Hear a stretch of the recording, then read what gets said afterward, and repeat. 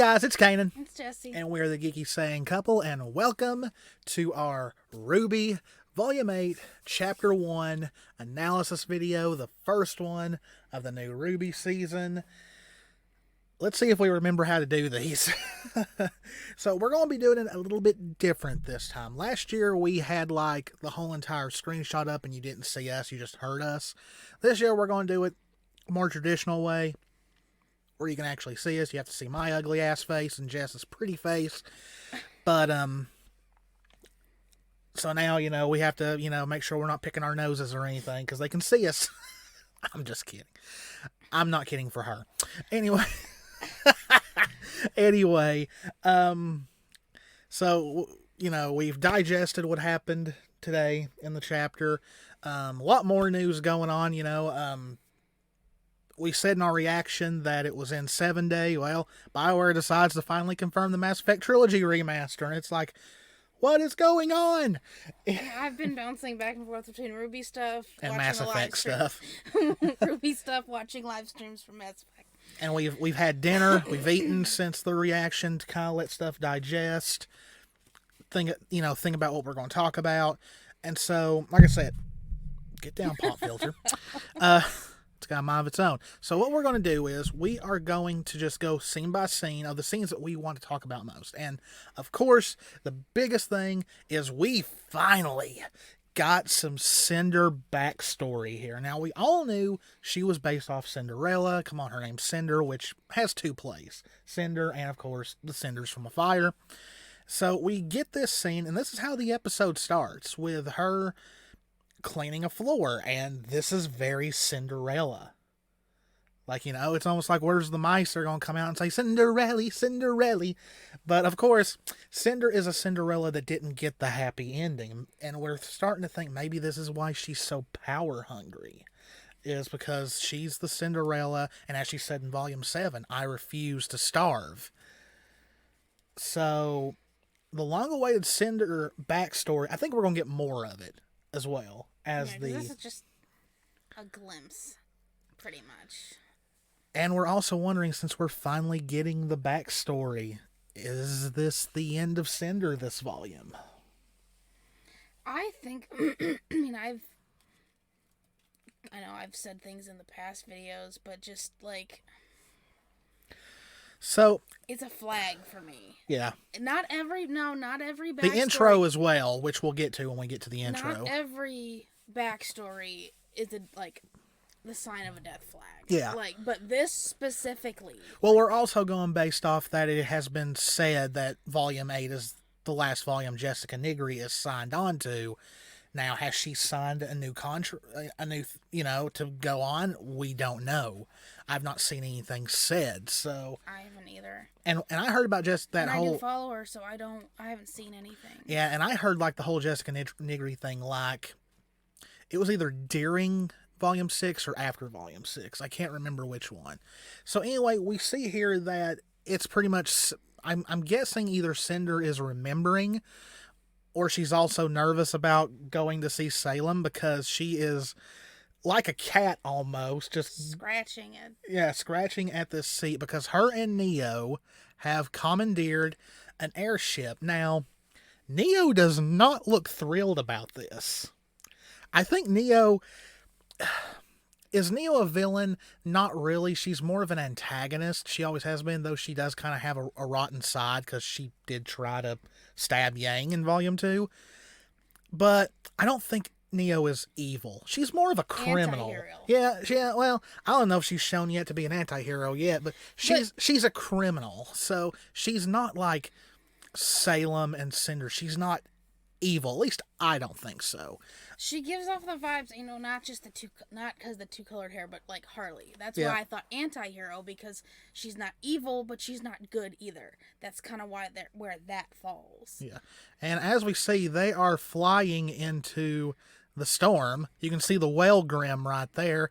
And once again, she's not digging this. Mm-mm. I had a theory that maybe Neo just nopes it out of there eventually. I kind of hope she just uses her semblance and, gone. I kind of hope, I hope she doesn't weigh much, because I would love for this to happen. Like, when things get too bad, she, like, jumps off the whale and floats down in her umbrella like Mary Poppins or something, and her just be like, bye, I'm out of here. Yeah, like, so, yeah, so everybody was wondering, what, in all the teasers and trailers that we saw, where's the storm?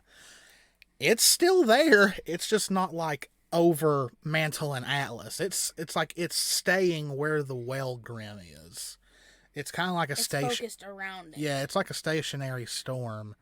And so we see like all these types of Grim flying around it. And they literally fly inside of it.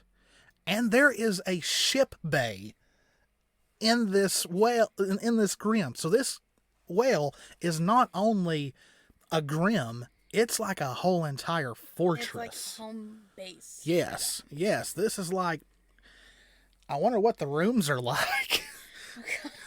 Where they sleep. And then, of course, we get, Rooster Teeth presents. Yeah, we have this really ominous choir music, and I love choir. Like, I love, I mostly like choir with rock music, and plus, both me and Jess were in choirs in high school.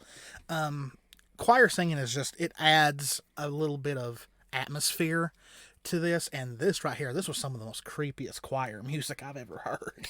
Like, it was creepy. And speaking of creepy,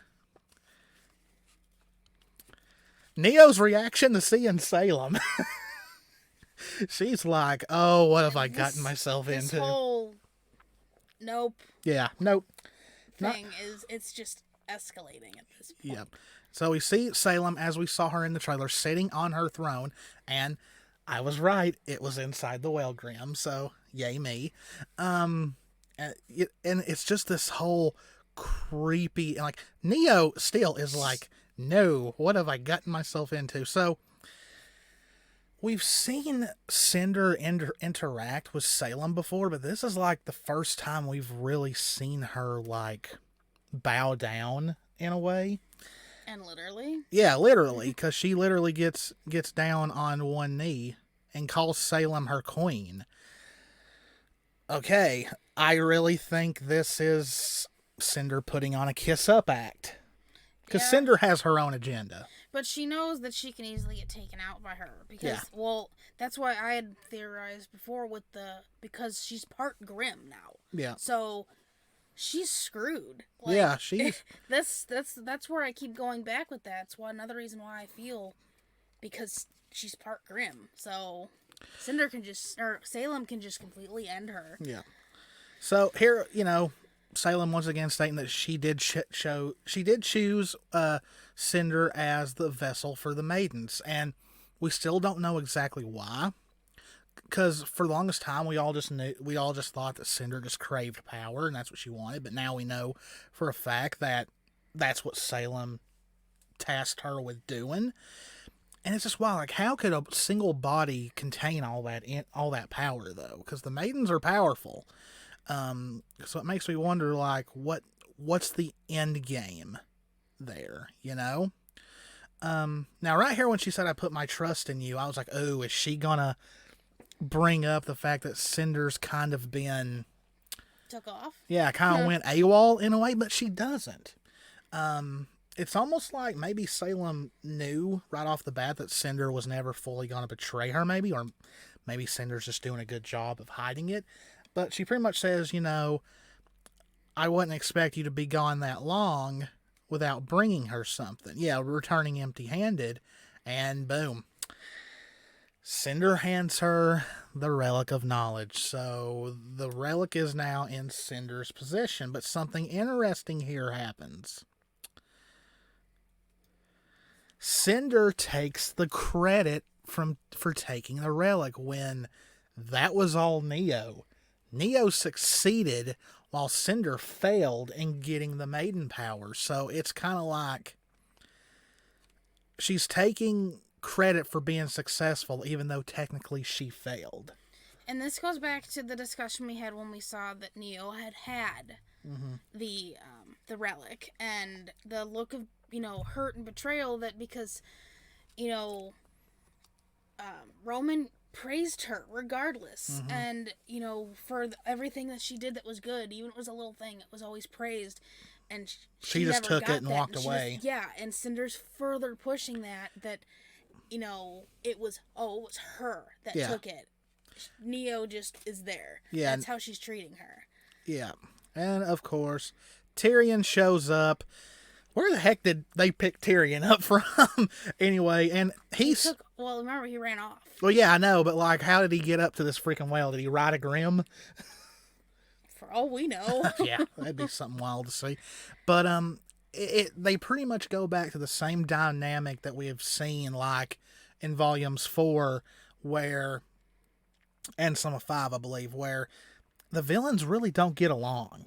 They don't, like, and he starts,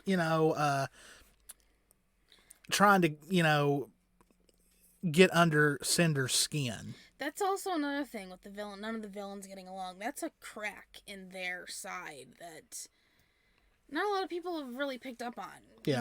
Because the whole working together thing, yeah, villains are villains, and no, they're not all going to get along. But there's, like, no full common ground. There's a huge crack in that. Yeah. So, well, it's like right here, part of a downfall on that side. Yeah, and it's like right here, Tyrion brings up that Cinder was outsmarted, but so was him and Watts. So they both kind of the plans for both of them kind of went up in smoke in a figure of speaking.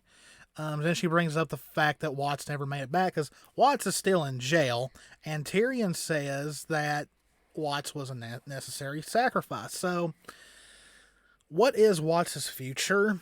We don't know. I mean, according to the intro, he's still going to be involved, but it's kind of scary to what it looks like he might be involved with, but we'll just have to see. But we also thought that the last volume too, with what we saw, and it wasn't that. Yeah. And so, of course, Tyrion says that he hopes that Neo doesn't become another. And I said in our reaction, I would love to see Neo versus Tyrion. Because I kind of think Neo would wipe the floor with him. And Salem, it was almost like, is Salem going to ask why Neo is there? And of course she does. She asks Cinder who Neo is.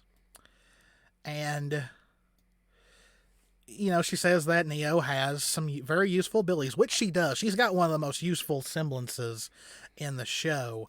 And she says she's proven to be a valuable asset, and Neo doesn't like that. Because she sees that even though, she's silent, she knows she's just being used. And it's clear, and it's coming more clear, and I'm just thinking, it's a matter of time before she just poof. Yep. And then we see Mercury and Emerald in new outfits. Now, I will admit, I think Mercury's new outfit is kind of a little bit more subtle because it's still the same basic colors he's always worn.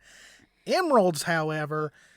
more belts. Yeah. A lot of more belts. Is that a Gucci jacket? It almost looks like it's a Gucci jacket. Or a, Louis Vuitton. Yeah. But it has that feel to it. Yeah, but it's still classic emerald look. Same mint colors. Yeah, mint colors with the white, some black. I still really like Emerald. She's always been a favorite though. So. And of course, she is excited to finally see Cinder. This is the first time she has seen Cinder since the end of Volume 5. Well, it doesn't go very well.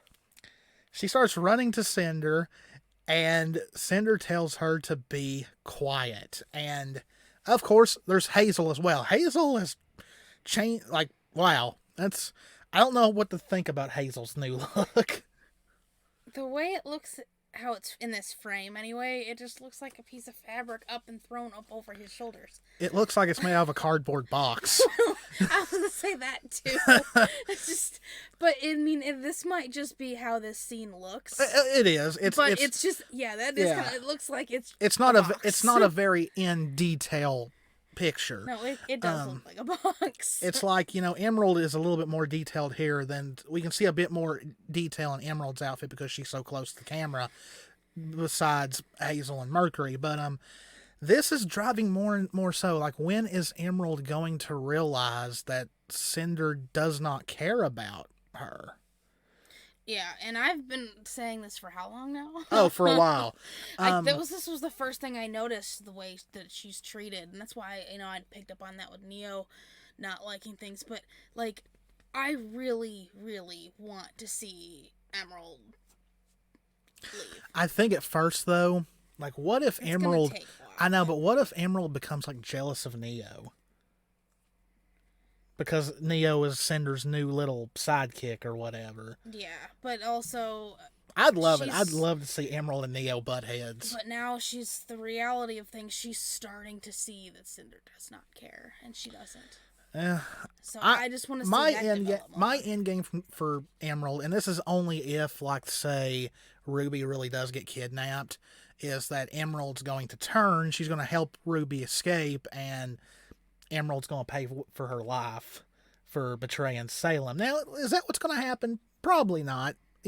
I never get these humongous... I did get Penny getting the Winter Maiden powers right, but I don't know. It's too early to say. This is only chapter 1, so it's way too early to say what exactly is going to happen way down the road. Even though it's already been confirmed today in the panel that Volume 9 is already fully written. So... And just more trash talk from Tyrion. That's all he does. Yeah, he loves to monologue. So let's see. So here, Cinder, points out that Penny interfered with her getting the maiden powers, and she vows that she will get it. She'll get it back. So at first I was thinking, could Cinder really beat Penny? I mean, Penny's already got physical strength on her side because she's a robot. So, I mean, she could just bulldoze over Cinder. But, yeah, she says once she returns to Atlas, she'll get it back. And Cinder's like, I haven't told you to do that. So, I think a lot of people criticize Salem for just sitting around not doing anything. I have a feeling that is what she is mostly going to do this entire volume, because we'll get to that later. I'll explain why I think that. Yeah, she's given no such command. And Cinder's like, now's the time to do it. I was kind of thrown off that she called Salem ma'am. It's almost like, is Salem the wicked stepmother in Cinder's story?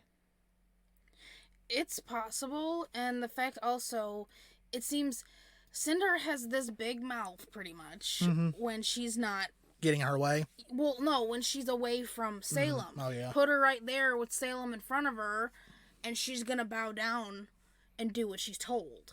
Yeah. That's just... Now, this right here was interesting. It's like she can control this humongous well Grimm, and possibly all the other Grimm, just by touching the throne. And it sends out like an energy pulse, it seemed like. And it's, yeah, the symbols start glowing, and the skin inside the Grimm starts, and like she can see outside the Grimm without the Grimm opening its mouth or anything. Or maybe that's what it's doing. But, yeah, here she says, because you're more valuable to me than a pawn. And this is another thing. Without you, I am nothing. The fact that we don't see Cinder's eyes, because usually when a character says something and you don't see their eyes, it's usually them not telling the truth or them hiding something. I don't think Cinder really believes this. I think Cinder's got such an alternative motive, but it's going to blow up in her face. It is not going to go the way she wants it to. And then all Salem has to do is do this. Yep, and they're all out of there.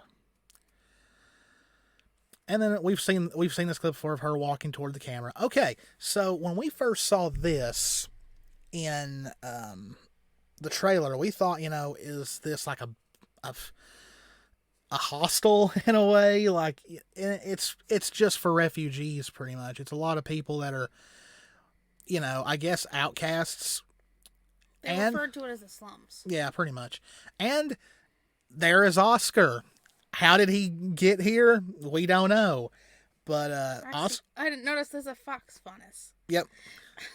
But Oscar is safe and sound, and he gets, I'm guessing, soup from a mole faunus, it looks like. Now, definitely a first of that type of thing that we'd see, like hands. Yes. Well, one of the characters in the Grimm campaign, the little D&D thing they do, one of the characters is a faunus, and her legs are... So they're finally introducing traits that are like the hands and the legs are the trait instead of just a tail or ears. So this was a first for the inside the actual show. I don't think we've ever seen, like while we were at Menagerie, I don't think we ever saw a faunus like that. They either had wings or a tail or ears. I don't think we've ever seen like hands or feet. No, the only thing that we'd seen that was something was like the faunus that were in the water, but they didn't have mermaid tails or anything. They had the fin things on their arms only. At least are the ones you really saw detailed and all that. But I have to go back and look, but I really don't think we did see much as far as different traits like that. So this is my first problem with this episode. How did they know where Oscar was? I think the Happy Huntresses may have tracked him down. Maybe, but it's like, did they radio into Ruby and them to tell him, hey, this is where he's at, or what? Like, it would have been a little bit nice if that had been explained. Because it just seems like, because last time we saw Ruby and them, they were flying away from Atlas and Mantle. Now all of a sudden, here they are back, and they know exactly where Oscar is. I mean, it's a little nitpick thing. It's not nothing that ruins the episode or anything, but I was just like, hello? How'd they know he was there? He's in this random slum, and they knew exactly where he was. But, like you said, it could have been the Happy Huntresses. So, Mantle is covered in snow. Normally it would not be, because they usually have heating, but the heating has been gone since Watts turned it off. And remember, Volume 7 just happened. Like, there's not been a lot of time gone by, because they've said for a while 7 and 8 were pretty much parts 1 and 2 of each other. So, yeah, we get a little flyover Mantle. That big ass hole in the wall is still there, and Grimm are coming in from it, and like on land and air, there's a bunch in the air. Here we see our first shot of Weiss looking outside the window, looking at the state of Mantle, and Oscar pointed out that he was stupid to think that Ironwood would listen, and I do think there was a lot of parts of Volume 7 where Oscar was a little naive. But it's showing here that he had to get shot to learn it. But he knows now that what he did was foolish. She's so lovely. Maria, once again, flying the plane. And he even says, every choice I've made was the wrong one. So, does that mean he's admitting that he was wrong to doubt Ruby and all that? Who knows? Like I said, only the first chapter. It's not ever really said. And here we get another shot of Mantle, seeing people are literally... People that are still left there are... They're literally burning anything they can to keep warm.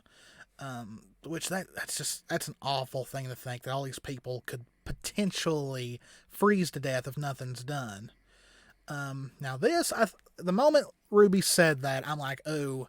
This is going to come, like this, in this episode is going to be put into question, with Ruby saying we all did what we thought was best. Now, personally, I still think it was the right thing to do to lie to Ironwood, because look what he's become.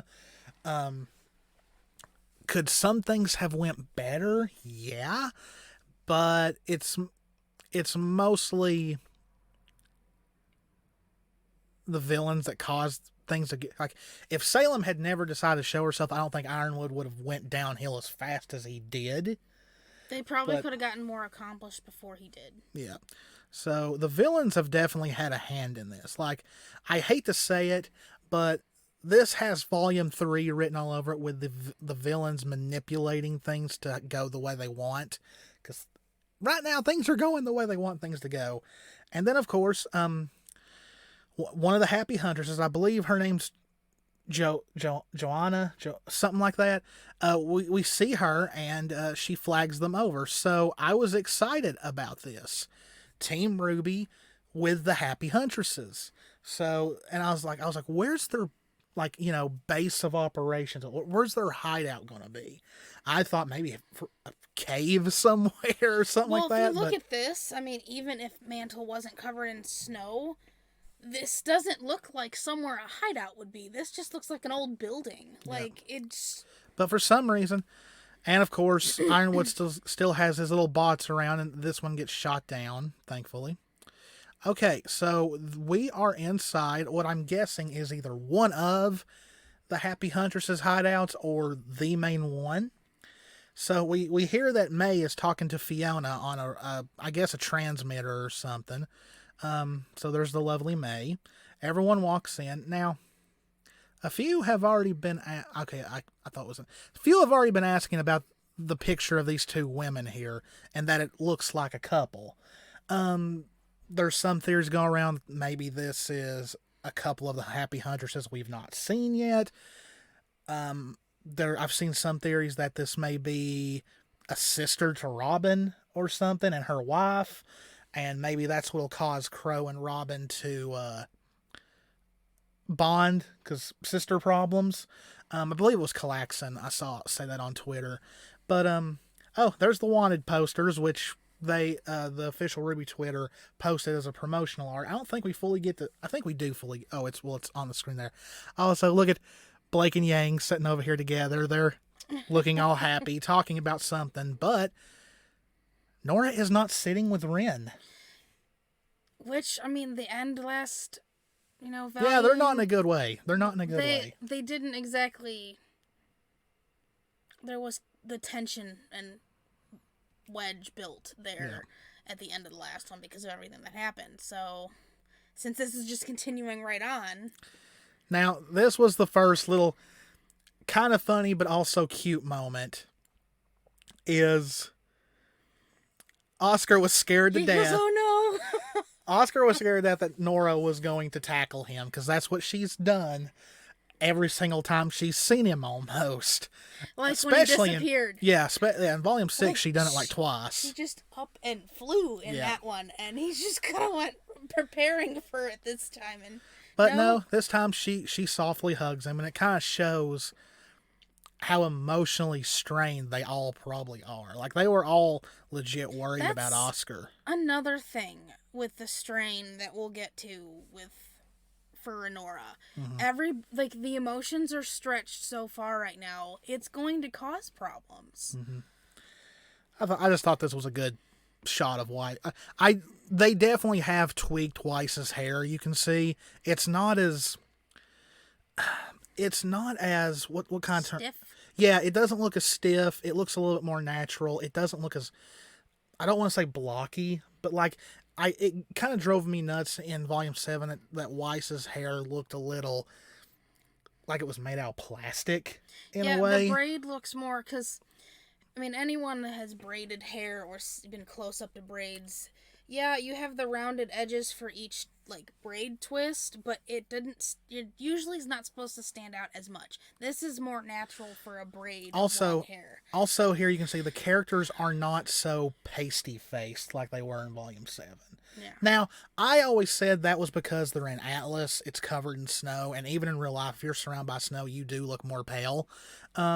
But it seemed like even when they were inside, that would happen in Volume 7. So RWBY has a little bit more color to her face, it seems like. And it fits with coming in from the cold. Yeah. And also... Yeah. Go ahead. Sorry. I just want to point out that I still love Ruby's new hairstyle. I hope they keep it for when they go to Vacuo, because I just think this hairstyle fits her better than her original one. So you see, everybody was worried about Oscar, even though Ren doesn't exactly look that worried right now. That's just Ren. I We've know. learned that. But no, even their faces, like, you can tell just the little slight coloration added from, Ruby and Weiss coming in. They just came in from outside. Their cheeks are naturally going to have more color like that. When you look at theirs, there's color on theirs, but it reflects better instead of it just being pasty, like you said. And as we can see, Blake's hair finally has poof to it, so they definitely did touch that up. I mean, you can already tell the animation's touched up a little good bit from Volume 7. Like, it seems like every new volume, it gets touched up better. So, they ask him how he ended up in the slums, and he doesn't tell them. He doesn't tell them, Ironwood shot me. But he also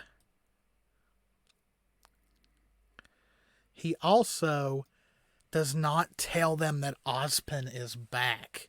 And he gives the reason that it's because him and Ozpin are We're not done talking. Yeah, so I think Oscar kind of wants to hear him out and give him a chance to talk to him, because he knows if he told everybody, it would just cause more problems than it is right now. And it might cause Oz to lock himself away again. And right now they need Oz. They really do. Despite your opinion of him on what, on the secrets he's kept and what he's done in the past, they need Oz right now. And what we do know is, and that's one I actually really liked that Oscar had said, I'm not done talking to you yet. Yeah. I like that Oz is a part of him, but he's taking that step saying, no, we're talking first. Yeah. Like, he seems out of every body that Oz has had, this is the first one that's been standing up to, one, like the choices he made to try to get, to Ironwood, but also this. He's being the first one to stand up and say, no, we're talking first. Well, also, it seems like from the ones we've seen, the ones we saw in Volume 6, because we surely do not know all of them. There was probably hundreds of them. Of all the lifetimes they've shown Oz, they were grown men. They weren't children. They weren't a kid. So maybe Oz is also being way more lenient with Oscar because he is a kid. He's still not that much younger than all the others, but, so Oscar asked the question, where's Crow? Dramatic music. And Ruby says they don't know, though we know Crow's in jail with Robin. So it's not really touched much more on right here, but we kind of know where it's leading in a way. Sorry, cold. So the Happy Huntresses, they're ready to get going. They want to their main thing is to what? I'm trying to see the picture better. It's the light. I definitely think it's a couple, but we just don't know who they are yet. We probably never will know. What if they're the ones that started it? Maybe. That might be the founding ones. So this is the first time we hear in this episode that this is the largest Grim Horde that's ever been seen over the tundra. And Ironwood later says it's the biggest one anyone has ever seen. So I kind of hope they start turning the Grim into more of a threat again, because let's admit, after Volume 2, they kind of became fodder in a way. In Volume 3, they kind of were because of the invasion and all that, but ever since then, the Grim have kind of just felt like... And that one, the one you really like... I can't remember what the name of that one was, where it pretty much renders them... The Apathy. Yes. How could you forget that? It just wasn't coming to mind. So they pretty much say, Mantle, still has a lot of people out there, and they don't have heat. They need help. They have no military protection, and they want to help. But the heroes are just like... I won't say divided, because they're not really divided, though a couple of them are. So Ren asks, how are they going to help the people of Mantle if Ironwood has stopped all the evacuations to get into Atlas? And they pick the crater. Now, this has some very awful consequences if what we think is going to happen happens. But as of right now, the good guys have no reason to believe it's going to go that far. But we as the audience kind of think it's going to happen. Because what could be the danger of putting the people in the crater? Well, she does state that it's not safe, but it is warm. I guess some of the magma from under the earth is still a little there to keep the area warm. So, well, the further down you go. Well, yeah, further down. But this is when we start. They pretty much talk about taking everyone to the crater, and she says either you're helping or you're baggage.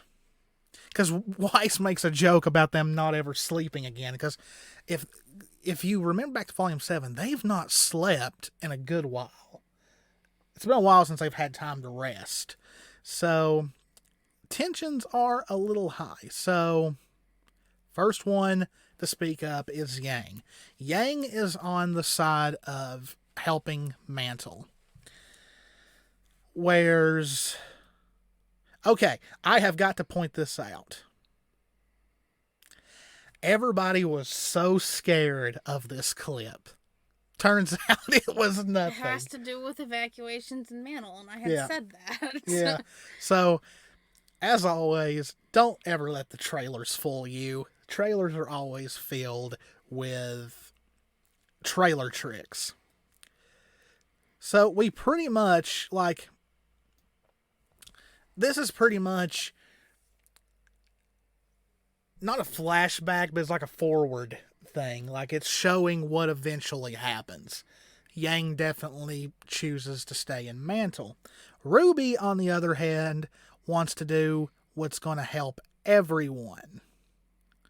And she brings up Amity. She's pretty much trying to reinforce Ironwood's original plan of using Amity to warn the world about Salem.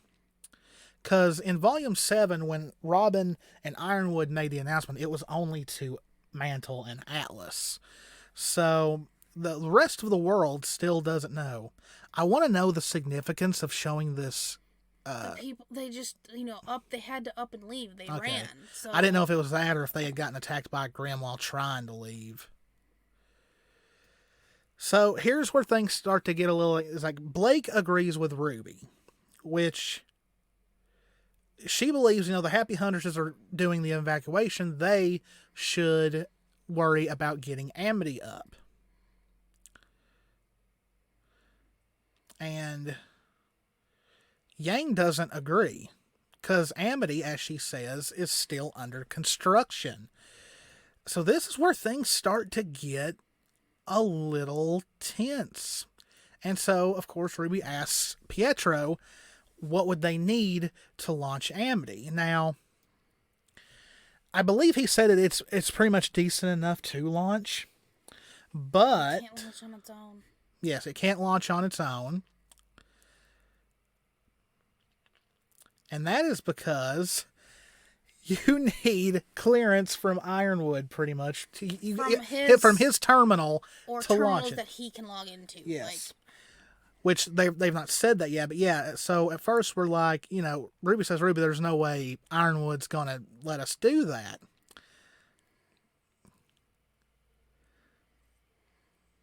And Ruby's wanting to do that. She's already convinced that's what she wants to do. Now, what is interesting here is this is, I think, one of the first times since Volume 1 we've seen a member of Team Ruby question Ruby. The first time was Weiss back during Volume 1, when Weiss was her whole, I should have been the leader, Yeah. But not only is this a member of her team questioning her, it's her own sister. Now, here in a minute when we get to a little bit more of a more crucial moment, I'll explain why I think Ruby is going this way. So Pietro points out that actually there is another terminal, and this is where we get the little clip of RWBY sneaking around, and there's another the whole terminal. undercover thing. Yeah, so she finally gets to go undercover. There's another terminal in the main military compound. Now, that's not an easy thing to sneak into, obviously, so it is a bit riskier. And it's at the closer. Yes, it's closer. It's at the base of the city. So if they can get in there and use that terminal, they can launch Amity. But it's like Pietro said, that it's not going to be a simple thing to do. Yeah, he even says, I need to think about this more. Yeah. And Oscar's like, and we're to clarify, that's the easy one, you know. And, you know, Yang is further pushing that he's saying that it pretty much can't be done and that it's pointless. And even if they got the message out, there's no guarantee anybody would help them. And so here's RWBY kind of putting her leader pants on and saying it's not pointless, you know, and talking back to her older sister. Well, not talking back, but like challenging her older sister on it. And she does make a good point. Atlas is only Salem's current target. After Atlas, she's going to go everywhere else. Yeah, and so, I mean, that's why I see the point that, you know, which we'll get to with when they say, well, let's do both, you know. And we've heard, you know, that. There's a way to do that. You just have to be smart about it. And the way things are, obviously, the whole name of the episode was Divide. And when we get to it, I'll mention that. So here is probably, I think to a lot of people, it's going to be one of the more shocking things of the series, and I kind of called it months ago. Yang says, RWBY, when we came here, we said we'd follow your lead, but things haven't exactly worked out.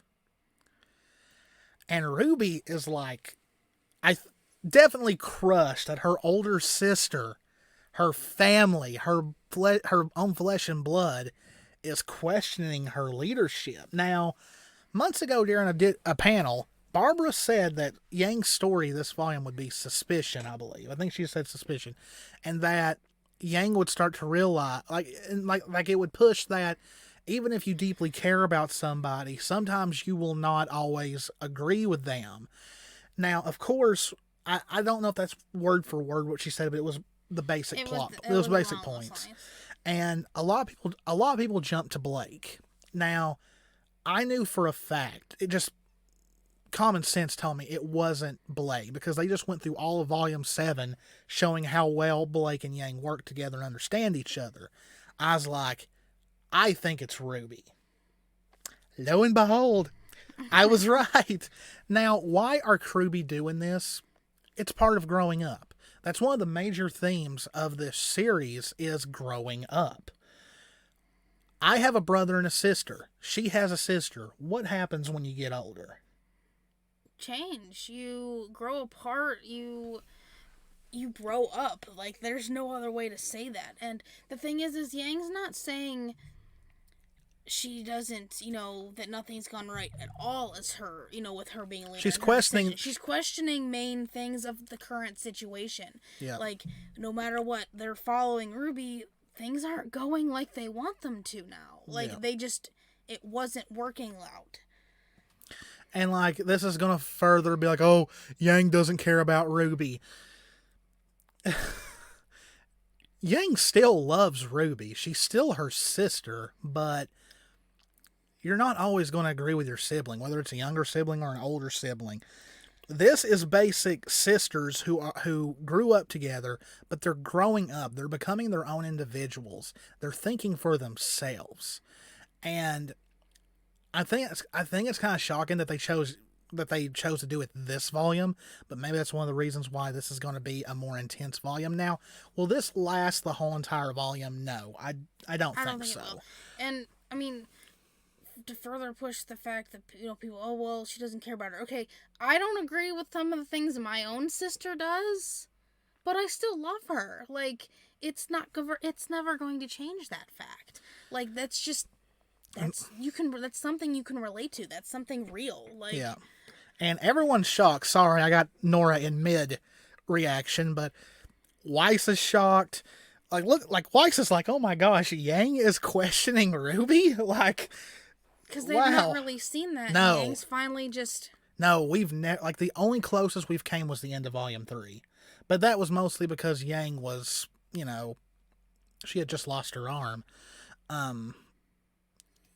Penny has this, look at this. This is just, I just never thought I would see something like this. I never thought I would see Yang and Ruby butting heads, you know, because through the whole entire series, we've seen them be just two sisters who loved each other. And like we said, they still love each other. It's just that this is a very bad situation they're in. And I know, I think in the video, you know, in our reaction, we had mentioned it, but something comes to mind. Question everything. Mm-hmm.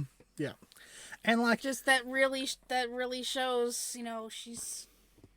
Plus they're tired. Yeah. Plus they're tired and stuff like that. So none of them's in a good mental or emotional state right now. Penny has this little, you know, her head kind of drops. Penny's going through a lot through. So now right here, Yang is going to say something. She says, so I think Yang was going to kind of take back what she said and kind of explain herself a little bit more, but she doesn't get to because Ren steps in, and Ren sides with Yang. He wants to go help Mantle. And it's funny because Nora agrees with Ruby. They need to let everyone know. Even though Nora was one of the most outspoken ones in Volume 7 to help Mantle. What are you going to say? Nora wants to do both. She wants to help Mantle, but she knows to help Mantle, the world needs to be warned. Like, you need the communication outside of Atlas. So she knows she's that in between, but she's with Ruby that needs to go up. We need the communication. So once again, here, I can't remember if it was right here or not. It might have been in another scene here in a few minutes, but Ren questions Nora. She's like, you don't want to help Mantle? And Nora just flat out states, oh, I'm saving Mantle. Yeah. But it's kind of drawing that wedge again between Nora and Ren. Thankfully, Jean steps in, and, you know, Ruby's a good team leader. Jean is also a good team leader. He has grown so much, too. Like, he steps in and says, hey, let's do both, you know. There's a way to do both. Yes. Like I said, they just need to be smart about it. And I'll touch, again, once we get to that point. Yeah. One team gets Amity up and running while the other evacuates Mantle. And really, that's the smart thing to do. I mean, dividing each other is not that great either, because I think I said on reaction, it's hard to fight a war on two fronts, but it's better than infighting and causing more bad feelings between each other. And Ruby even mentions that. That's how Salem got them this far, was by dividing them, turning them against each other. But Oscar corrects her and says Salem wants them to turn against each other, which that is not what's happening here. No, that's what they're getting. That's what I was waiting for to get they're personally getting confused with. Yeah, well, we can't work divided. You're not. You're working together, and I know Blake Future, you know, here soon says it. They're still united as teams together in a group, working to do the same two goals that combine together. And Oscar says Oscar says right here, we can work separately and still be united. Yes, there's a difference between actually physically being divided and still working together, and then divided against each other. Now, poor Penny. Like, I just think Penny is like lost right now. She just wants to do whatever she can just to end. She wants it over with. She doesn't want no one to get hurt. Is offering to take the relic to Salem. Not only take the relic to Salem, that would put her, who is now the Winter Maiden, in Salem's hands. Oh, the whole Penny getting swallowed by the whale is looking more and more possible. I'm gonna laugh if I get that right. That also points to some of the other theories that we thought were a little far out there with other Pinocchio I know. characters. And that's why she wants to do it. She's wanting to do it in hopes that Salem will call off the attack on Atlas. So Penny is so pure-hearted. If anyone doesn't like Penny, you need to, and Oscar brings up, do you think we can trust Salem to even do that? I don't think we can. No, I don't either. That's what he says. Yeah. Yeah, especially, if she uses the staff to create anything else. But, yeah, Atlas falls onto Mantle. So they do know that if, he pretty much lets them know right here that if Salem gets the staff, Mantle, Atlas falls. So now the characters know that. And Yang reinforces that, no one's, giving you up to Penny, which is good. She says that's the one thing they can all agree on. Then they ask Pietro if he can get them to the terminal. And Penny says she'll go. Now, of course, Pietro, being the loving and protective father that he is, tries to step in. No. Oh, I'll go. Because we need somebody. There needs to be someone that can bypass security. Yeah. And honestly, the only two that can do it is Pietro and Penny. Yeah. Penny would be able to do that. Yeah. And Penny's a little bit more, a bit more capable Suited? than he is. Because, he's not in great shape. Yeah, I won't say it now. I'll wait and see if anything happens later in the volume.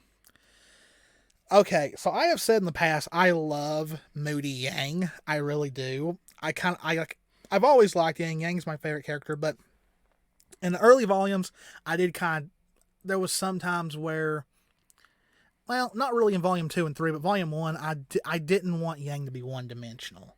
Because originally it seemed like that's all she was going to be, was the happy-go-lucky, pun-using party girl, They've given her more layers, and, ever since, volume 3, she's been a bit more moody, a little bit more broody. She came out of that a bit in volume 7, but she's still pretty, moody in a way. So she says, do what you've got to do. I'm going out there to see what I could do.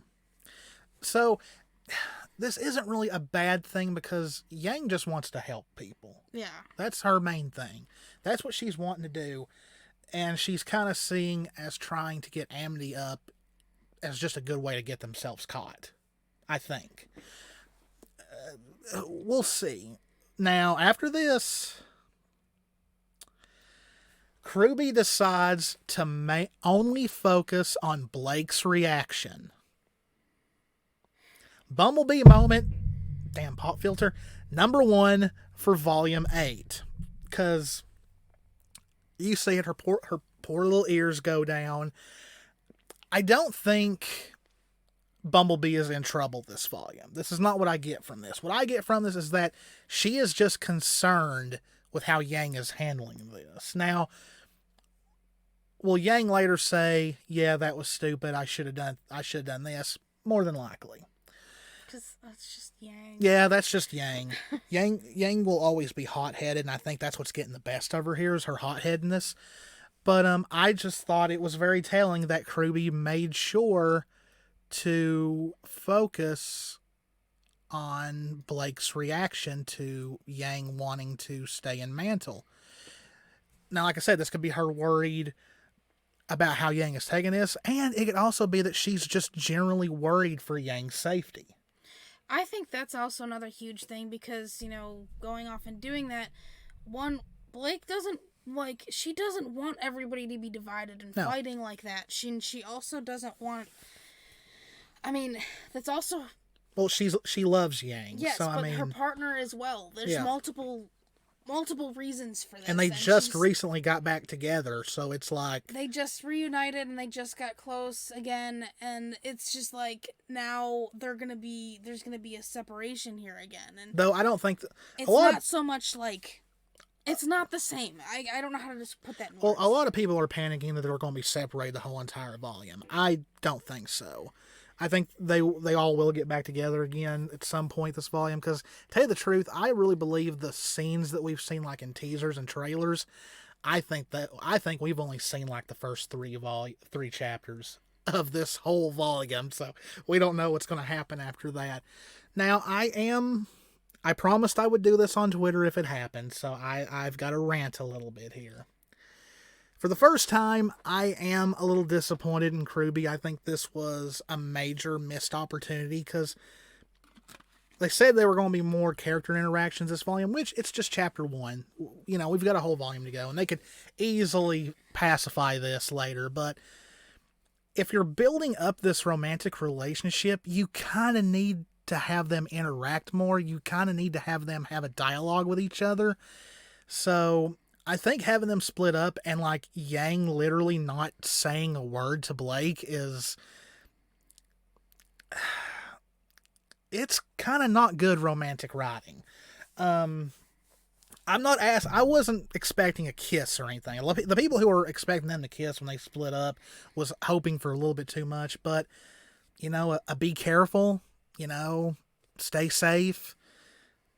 You could have thrown that in, I think. I don't want to sound like I'm hating on RWBY. I'm not. I just think be a little bit more aware of the relationships you're building in this show and how the fans are going to interpret it, because me and her both can attest, since volume 6 the fandom has gotten really, really hostile when it comes to hating on this ship and accusing you all of queer baiting and saying you're only doing it for views and money and all that. And when you do stuff like this, it kind of fuels that. So I'm not, like I'm saying, I shouldn't have said bad writing earlier, because that's not what I'm accusing them of, but it's just a really badly missed opportunity to further Blake and Yang's relationship. Now, like I said, we could see something next Saturday. Like, we could see something that, you know, completely negates that. Yeah. This is just my first impressions as of chapter 1. You know, we got 13 other episodes to go. But like I was saying, I just think, but it's better than nothing. This is better than nothing at all. Yeah. This is definitely better than nothing at all.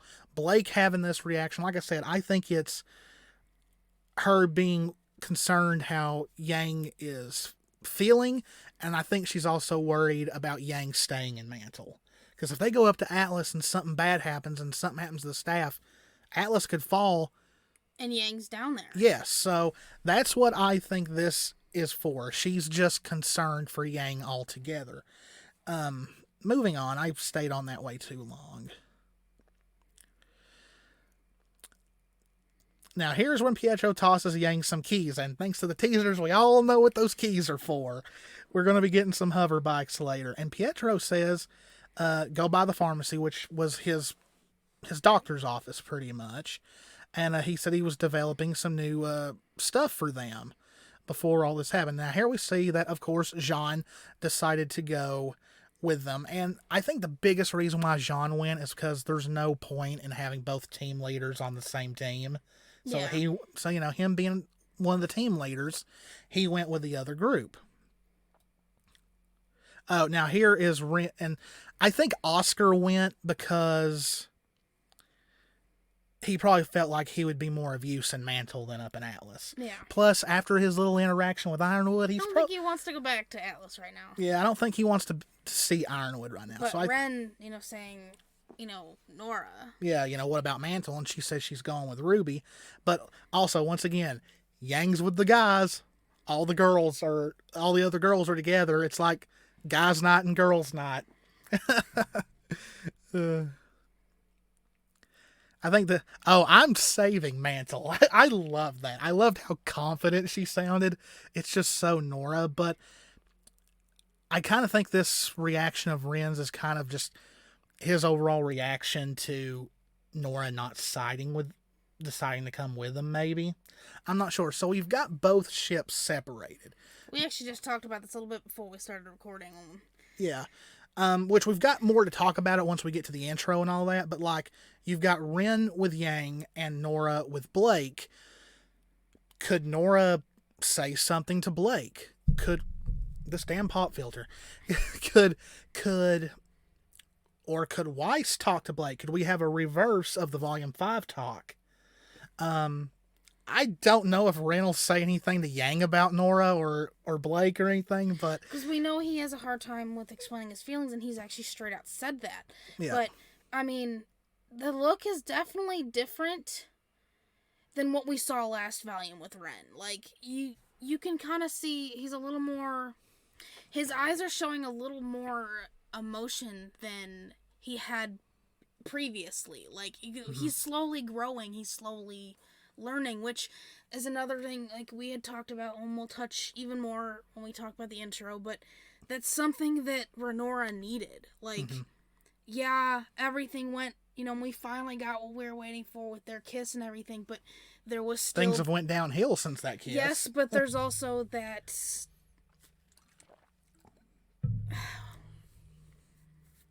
I can't think of the word, but they needed some type of conflict-like thing that wasn't...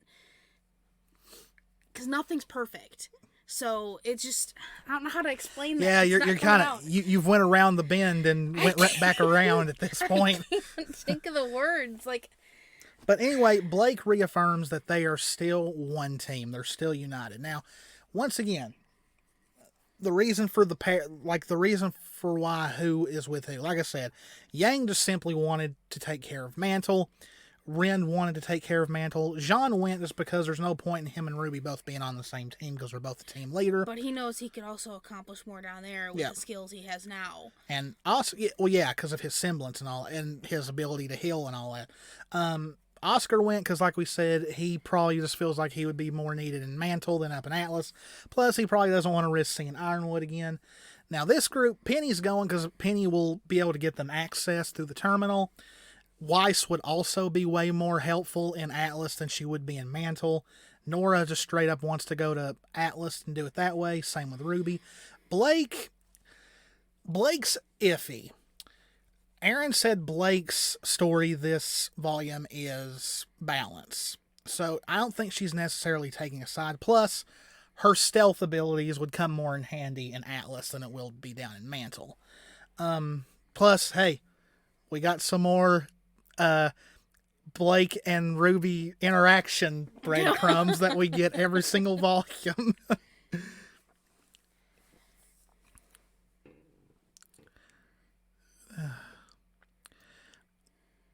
Now I forgot who was it that was who was radioing to Weiss from Atlas. Was it ever clear?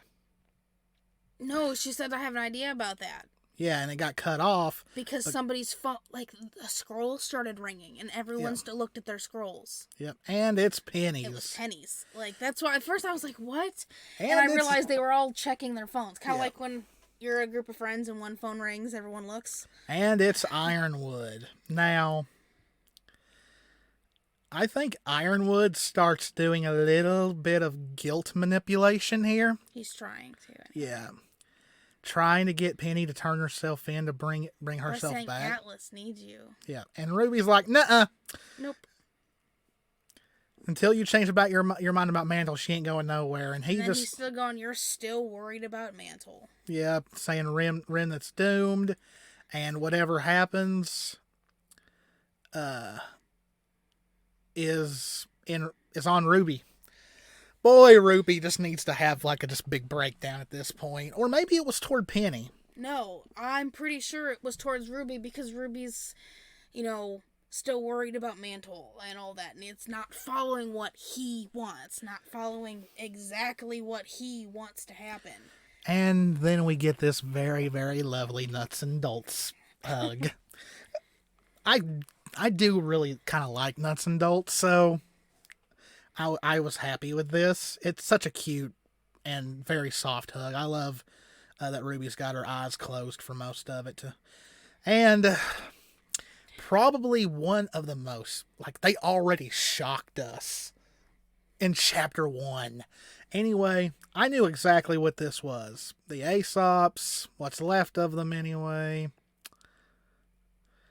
Looking at the body of Clover. This is also where we're starting to see out of the 4 left. Yeah. There's becoming a divide with the Aesops because it always shows the 3 and then Harriet. Mm-hmm. I don't know the significance of that yet, but that's... I thought this was interesting because it's kind of like going back to that whole more machine than man kind of thing. So I thought that was kind of interesting. And we're let in. We're known that the prisoners have arrived and are being processed, which of course is... You know who that is? Yep, is Crow and Robin, which Winter confirms. Now, I called that. What? It was her feet at the end of the bed yeah. where he was standing. Okay, so we've got a slightly new look for Winter this volume. She's not in good shape. She's not in good shape at all.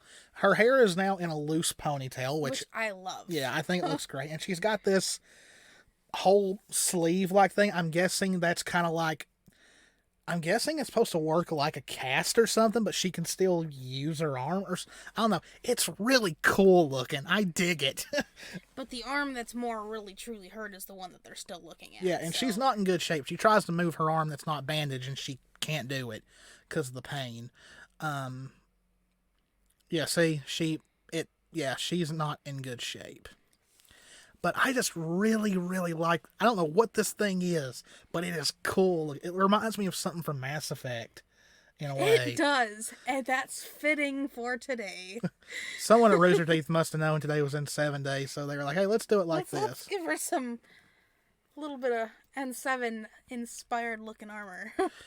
So Ironwood says he doesn't know what he would do without her. Well, I think he's going to find out eventually. Yeah, Harry says, once again, no one has ever seen a Grim force this large before. So, like I said, that's why I'm kind of hoping the Grim become more of a threat in this. And he also says the light shields will hold, but not forever. So, and she asks them, not what will we do, what will you do? I think that's a little bit like... I do think eventually Winter is going to question her being an Ironwood son. We kind of saw a little glimpse of that in Volume 7. I do think it's coming, though. So the two council members of Atlas show up, and they're wanting answers from Ironwood. They're like, what are you doing? What are you thinking? And what's pretty much, what's wrong with you? Yeah, because they've heard about him declaring martial law. Harriet kind of zips out to look what's going on. And he says, I'm going to do everything I can to defend this kingdom. And it's always just his kingdom. It's not Remnant. It's just Atlas. And he shoots and we're guessing kills the male council member. Like, just shoots him. Doesn't think twice. Shoots him dead. And then this is where I was talking about the... Well, you said Vine looks shocked. Vine doesn't look shocked at all. I can't tell. I mean, he's still standing in his same pose. But Elm and Marrow, yes. And that's the most, shocked I've seen Elm get like that. Like, even with the fighting and everything. And then we see Winter. Yeah, Winter... is shocked, and tell you the truth, so is Harriet.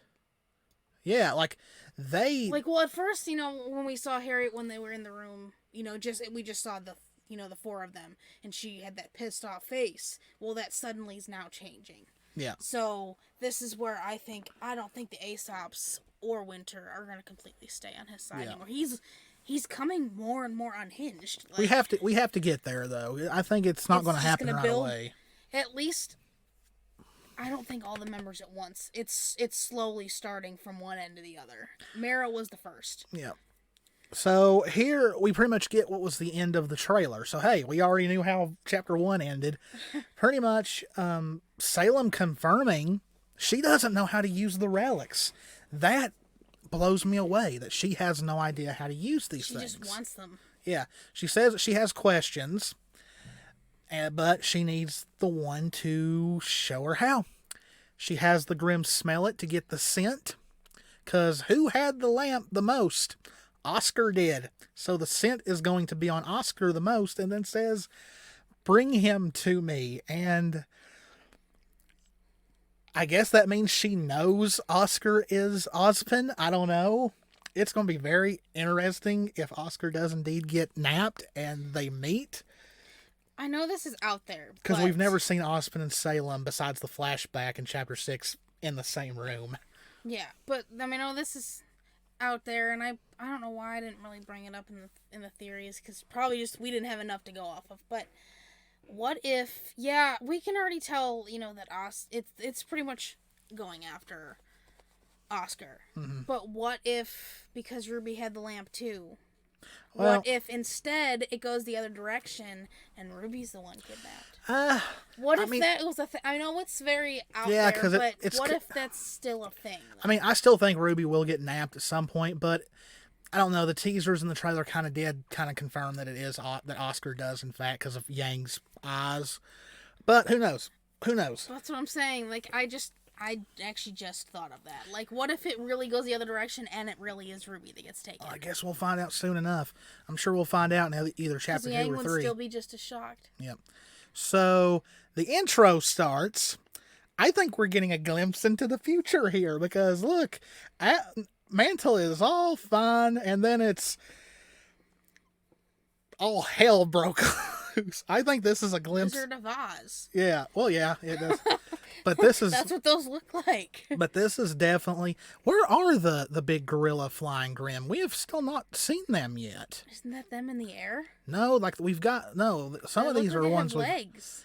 Well, that is one of the ones from Volume 6. This one I can't quite tell. Oh, that's the pterodactyl-like one. So no, this is mostly Grim we've seen before. There's a lot of different ones there that you can't see yet. So it's maybe they're among it. I don't know, but then we get those the mammoth looking ones are so cool, and the saber-toothed tiger ones. Those are so cool looking. So here we've got Ruby looking at, I believe that is Amity, right? Amity, yeah. So it definitely looks like it is going to be a race to get Amity up and going. So here is the teaser that they put on Twitter. This was another reason why I had that slight feeling like, what if it is Ruby that gets taken? Yeah, that's where that also came from. And I mean, of course, I kind of teased it myself, though. I don't think it's going to happen that everyone turns their back on Ruby, like they all start questioning her. But I don't most of the time whatever happens in the intro doesn't exactly mean it happens in the show. Because think of Volume 6 where it showed Weiss helping up Ruby at the end. That never happened. I think that was kind of more of a showing a theme of Ruby and Weiss being there for each other, because they kind of were in Volume 6. And look, in Volume 6's intro, we got that one little tease about Blake and Yang versus Adam, but we didn't know how far it was going to go. Plus, if you see here, I don't think this is really a meaning for anything, because Nora is over here with Ren, where that's the complete opposite of where they are right now. So, who knows? It might be nothing. It might just be this is what they decided to go. Maybe it's like this is the battle line, and the end result of them actually still being united. Yeah, that might be what it is. That's what I think that is, because the word united is definitely a big thing. They're all united, and then Ruby would be a main attack because of her eyes. Yeah. Now, these are cool. This is some of the coolest part of the intro. It's like looking back at the past with the current.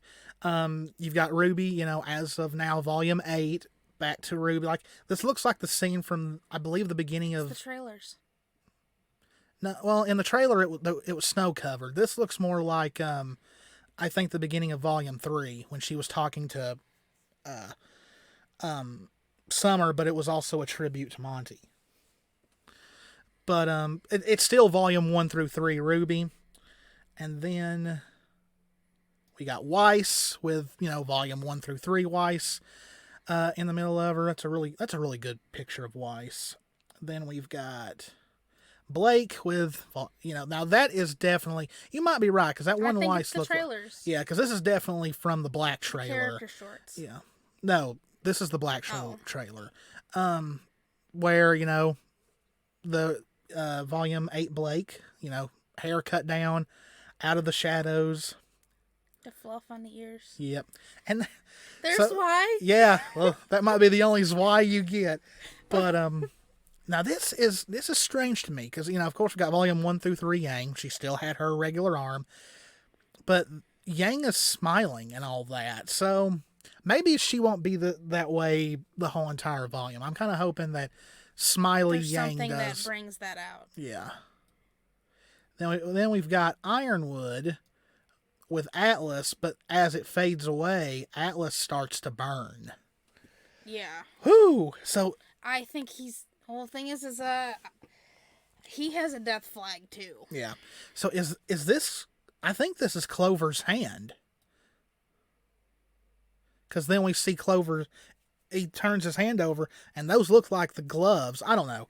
I'll have to look at it later. But then we see Clover's thing, and we see all the members of the Aesops, and then we get to a very angry-looking Harriet, and then we see Crow, who is in jail, and there's Robin helping him up. So maybe Robin will help Crow get out of this funk, even though I do think Crow will feel guilt over Clover and all that. But they didn't show up this chapter, so we have no idea what's going on with them.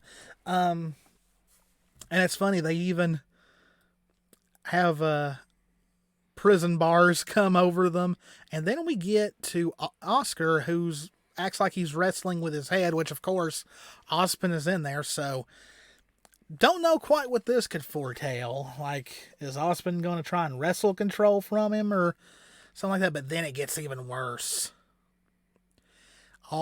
Yeah. I love that. That is not good. That is nightmare fuel. There will be people who will have nightmares over that. That is creepy. That makes me like how that looks. That makes me think of all those arms coming out at Crow. Yeah. In the past. So I mean that's. But I think can't really. This is further confirmation that Oscar's getting stolen. I mean, kidnapped. Now I think. Didn't they show Ruby and Weiss's weapons like this as well? I think so, yeah. Yeah. It's they separated their weapons into their team halves. So here, Bumblebee moment number 2. I like that they did this. This is now my Twitter. Love that. This is now my thing on Twitter. But it's just cool looking. I just love how it looks. We got some John Braveheart action going on here. This now, it's not looking good for Renora. It really isn't. Atlas may be very well a whole Renora thing. Guys, I hate to say it, but I'm feeling death flags for Ren. I really am. I hate to say that, but it's because like that and then this. This just doesn't spell good feelings for them. I love this. I love Winter's new look. I think she looks like a samurai in a way. No, she doesn't look like a formal soldier anymore, and No, I like that. Yeah. So, also, this makes me wonder, is there going to be like a sibling theme through this volume? Because now we've already got Ruby and Yang at odds. Does this say that we're going to get even more Weiss and Winter at being odds? Yeah. Like, it's not the same as we'd seen, like... Yeah, because look here. It has them walking toward each other, and, Winter still looks the way she did in Volume 7, and then as they pass over each other, it changes to how she looks now. That's just such a...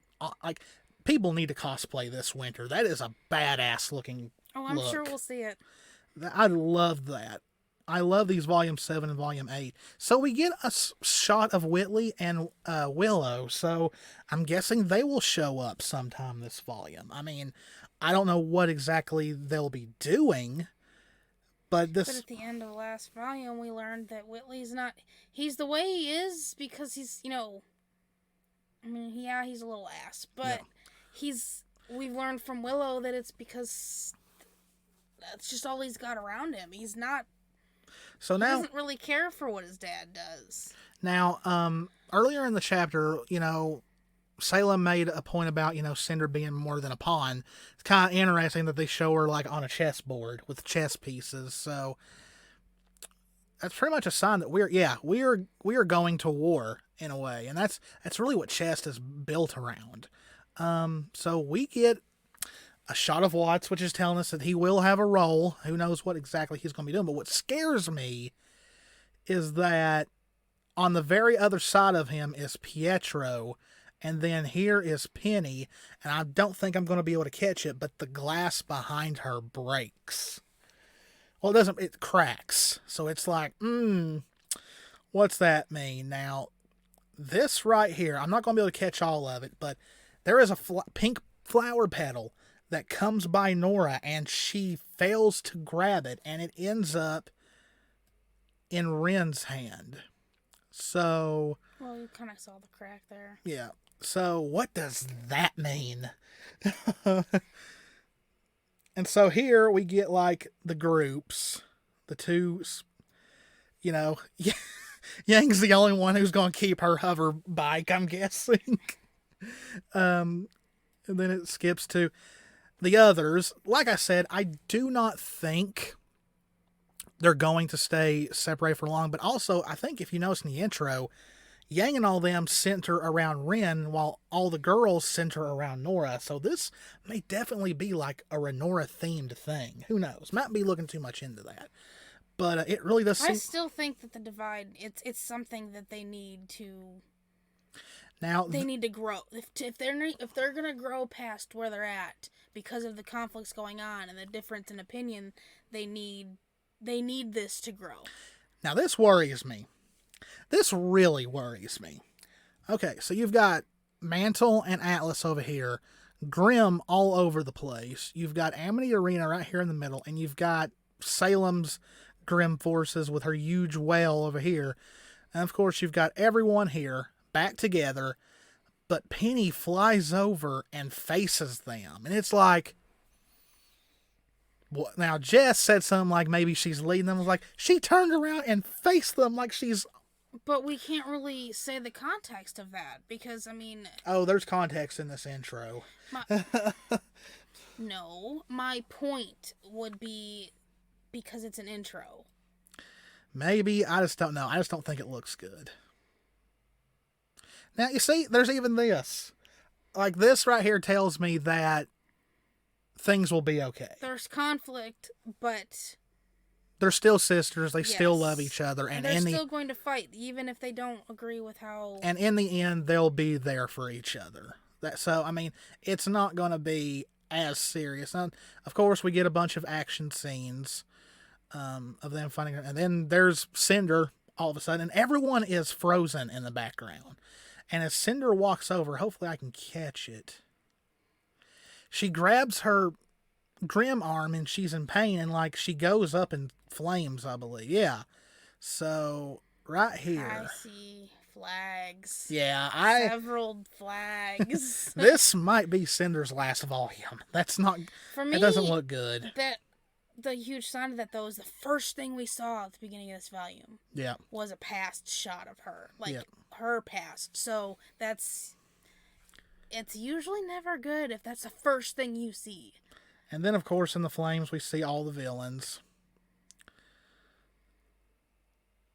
Okay, now... I think each volume that we start learning of a new relic, it's going to slowly start adding to the end of the intros. Yeah.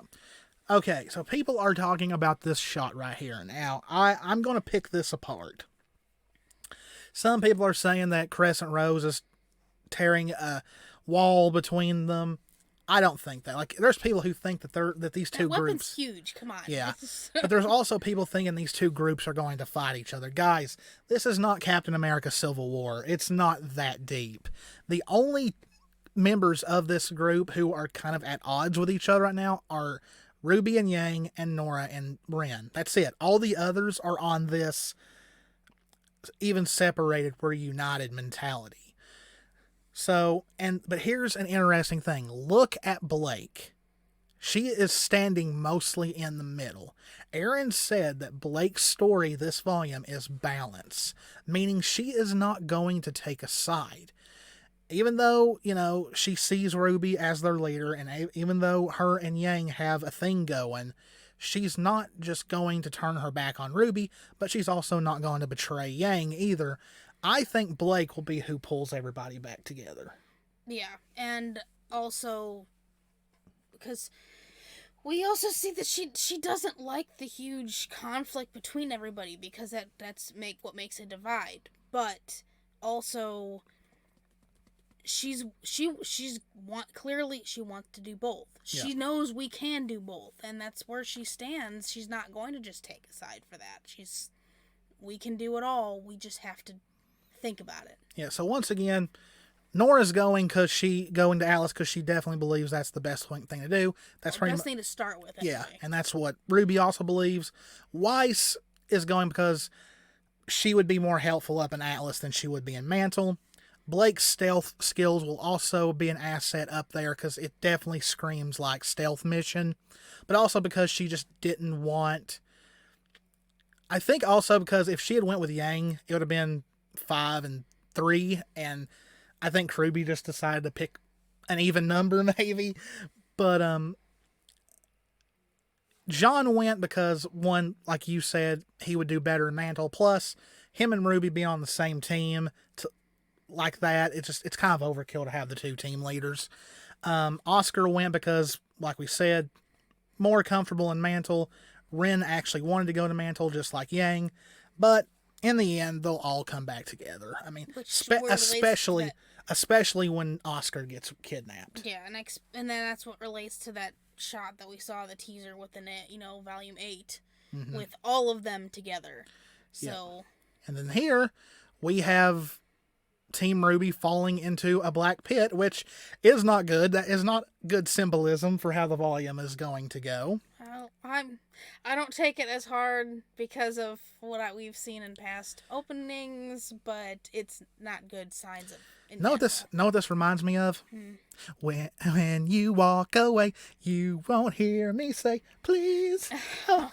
It reminds me of the beginning of Kingdom Hearts. Okay, when Sora's sailing through the air in the first one, but a really cool look. I think they look like falling stars in a way, and Ruby reaches for the light, and she's grabbed by a bunch of grim hands.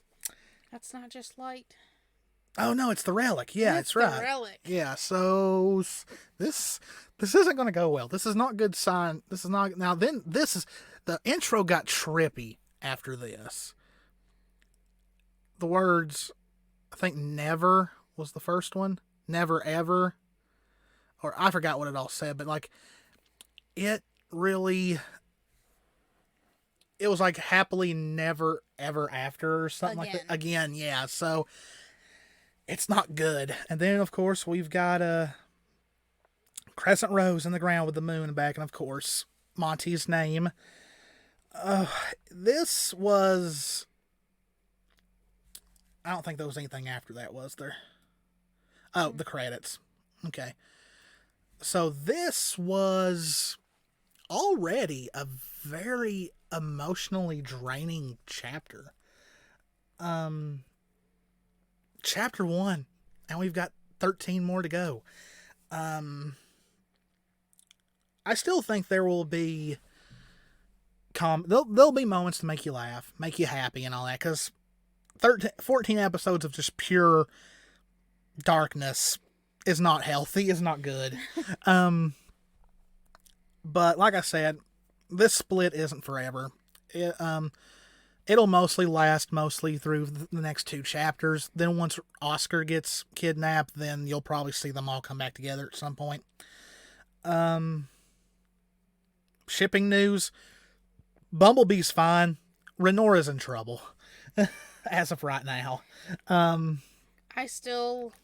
I'm gonna keep saying I still deeply believe that they're not gonna it's not gonna sink, but this needs to happen.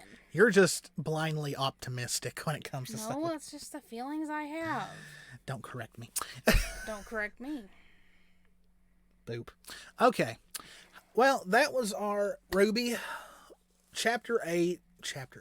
I swear, I wish they would name these easier. Volume 8, Chapter 1, Analysis. I don't know how we're going to last. This was tiring already. It took long enough to get here with being at home this long. Yeah, So. we're lucky the volume even happened this year. But, quick shout out to RWBY, Miles, Carrie, Eddie, Kirsty, everyone, all the voice actors and actresses, everyone who works on RWBY. I'm sure it was hard enough working from home on this and getting it ready in time for us to enjoy. Thank you all very much for your hard work. Alright guys, I'm Kanan. Jessie. Hope you enjoyed it. If you did, please hit that subscribe button, hit the notification bell, hit that like button, leave us a comment, share it around. Oh, it's going to be a long RWBY volume. We love you all very much. Stay safe out there, take care of yourselves, and we will see you in the next one. Bye. Bye.